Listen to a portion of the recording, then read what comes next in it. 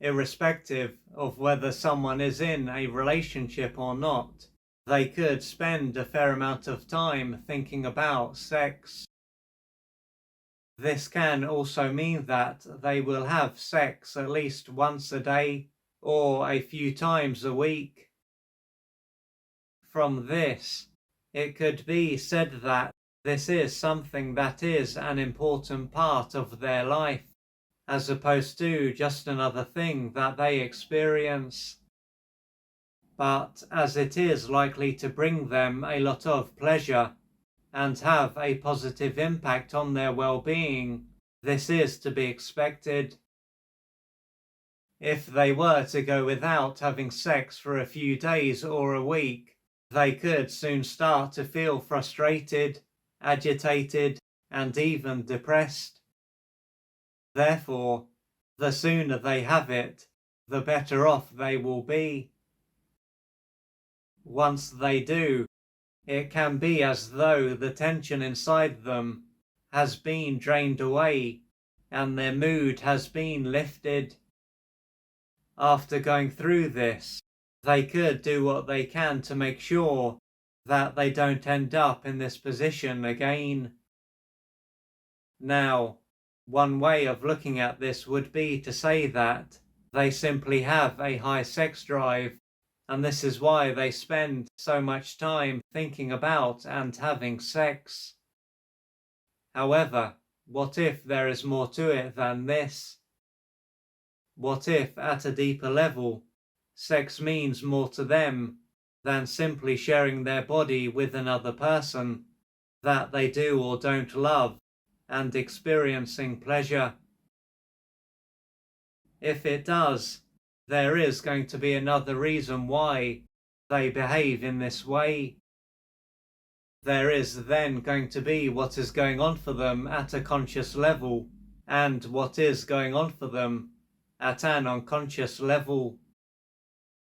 At a deeper level, sex can be seen as something that will allow them to receive the love that they missed out on as a child. What this will show is that at this level, they don't feel emotionally whole and complete. Therefore, when they have sex, part of them will be deceived into believing that they are receiving the love that they missed out on as a child. Thanks to this will allow them to not only release the tension that their unmet needs and the pain that goes with them are creating, but to experience a momentary sense of wholeness. Naturally, this is going to have a positive impact on their well-being. But as it is too late for them to receive what they missed out on, and tension will start to build up once again inside them, it will be necessary for them to have sex again soon after. Ultimately, what they think is behind their preoccupation with sex won't be what is really behind it. If they were to take a step back and see that sex is a way for them to try to receive the love that they missed out on as a child, they could wonder what happened at this stage of their life.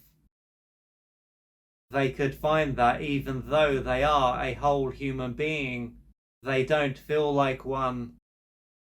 Yet during and after they have had sex, they no longer feel so empty. When it comes to their early years, this may have been a time when their mother and perhaps their father were emotionally unavailable and out of reach.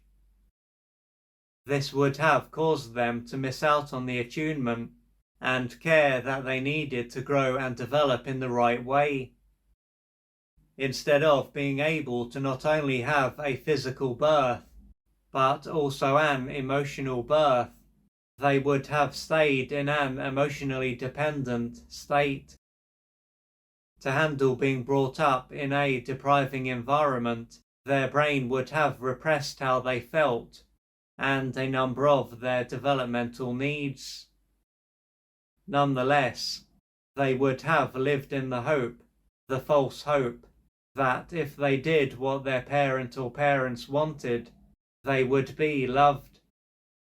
This false hope would have been a defense against reality, a reality that was too painful for them to accept. Many, many years will have passed since that stage of their life, but a big part of them will still be trying to receive this love. As this part of them has no sense of time and is blind, it won't be able to accept that it is too late for them to receive this love, and that another person is not their parent. It will simply project the parent or parents that they had into the person who they have sex with, and believe that they are receiving what they need to feel whole and complete. For them to no longer unconsciously use sex as a vehicle to receive what they missed out on during their formative years, they are going to have pain to face and work through, among other things. This will take courage, patience, and persistence. If you would like to find out more about the services that I offer, please go to www.oliverjrcooper.co.uk or email me at info@oliverjrcooper.co.uk, and I'm looking forward to assisting you on your journey.